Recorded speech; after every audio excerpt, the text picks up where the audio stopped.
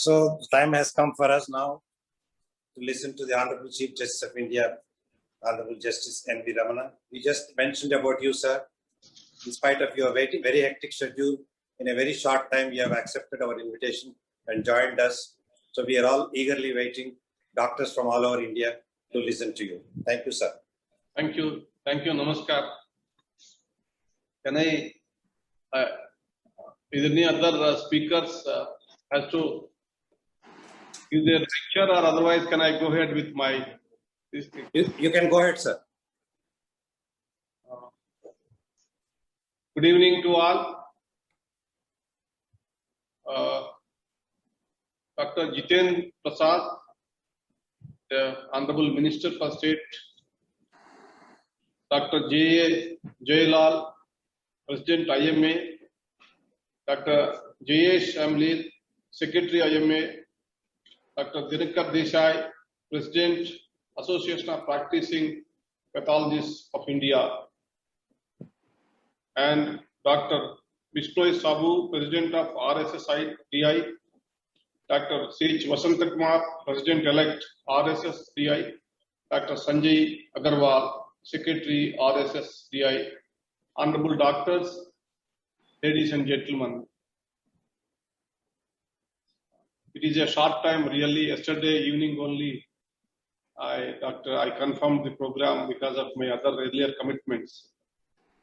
I don't know whether my speech will give any inputs for the issue or cause which you have taken up. But within the short time,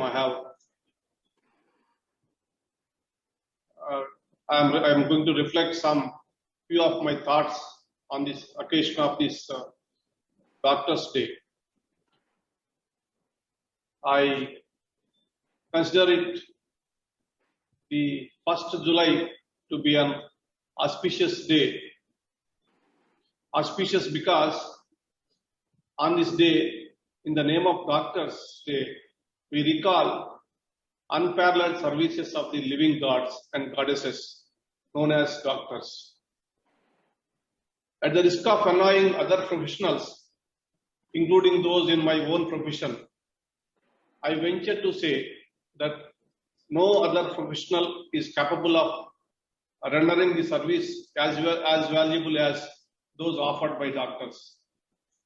On this occasion, I pay my humble tributes to Dr. B.C. Roy, in whose honor the Doctor's Day came to be celebrated in India. This decade is defined by the healing touch and the sacrifices made by our doctors. While the world is still reeling under the devastating impact of the pandemic, our doctors have been tirelessly and selflessly fighting against the deadly pandemic. The Indian Medical Association's data suggests that more than 798 doctors have lost their lives in the deadly second wave. My heartfelt prayers and sympathies go out to their families of those medical professionals and health workers who have lost their lives to the COVID pandemic. This pandemic has not only strained our physical resources, but also has taken a toll on our mental health.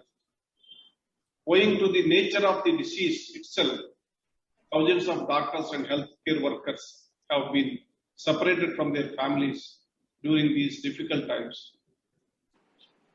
No amount of medical training or experience can ever prepare anyone to go through the psychological ordeals of the pandemic. But time itself is a testimony of your healing touch. When thousands of physically and emotionally vulnerable patients stood isolated in their hospital wards, it was the doctors who kept the hope alive, even in the times of despair. Unless you see them working personally, you cannot visualize the discomfort of being in PPE kits non-stop for 24 hours in a day, and sometimes even for days together with no rest proper food. My salute to you, all the heroes with the cape, without the cape. Today, I am very glad to be launching the Defeat Diabetes campaign. I did not explain how diabetes, particularly juvenile diabetics, suffering from the disease. One of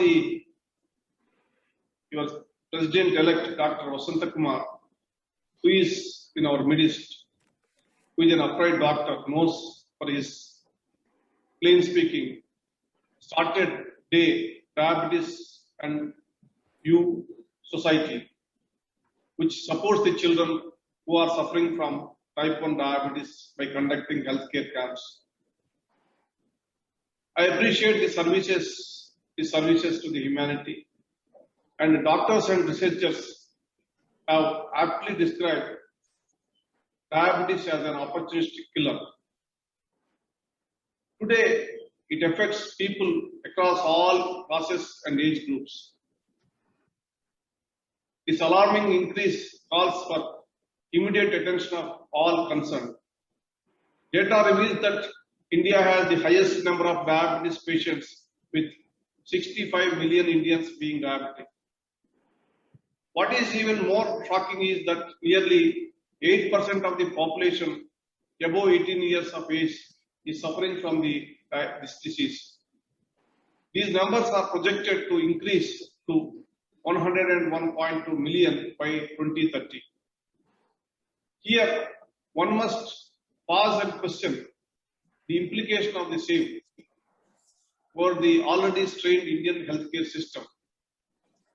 These issues call for formulating public healthcare policies surrounding the prevention and management of diabetes in India based on intense scientific research. However, the path is not easy. Studies have proven that knowledge and awareness about the diabetes is very less in India. The degree of awareness is negligible in rural areas and amongst the vulnerable classes. The need of hour is to bridge this gap in awareness regarding the disease, its prevention and management. This is where the campaigns and movements such as today's event assumes great importance. It is essential to evolve methods that suit Indian context. The vacuum created by lack of awareness leads to larger complication, which is invariably filled by myths. Myths such as those who eat more sugar get sugar disease, women are immune to diabetes, only obese people get diabetes, diabetes is contagious, etc. Where there is room for myths, there is room for quackery, and quackery is the biggest disease that is affecting India. Where the awareness ends, the quackery begins. Due to lack of awareness and resources, people tend to fall for easy solutions offered by these quacks. These unscientific solutions offered by the quacks push the people in deeper troubles, ultimately leading to additional burden on the individuals as well as public healthcare system. Given the enormity of the challenge, it is essential to design diabetes awareness campaigns in the scale of anti-tobacco and pulse polio campaigns. To match the rise in the awareness, the medical infrastructure needs to be augmented for testing, monitoring, guidance, and cure.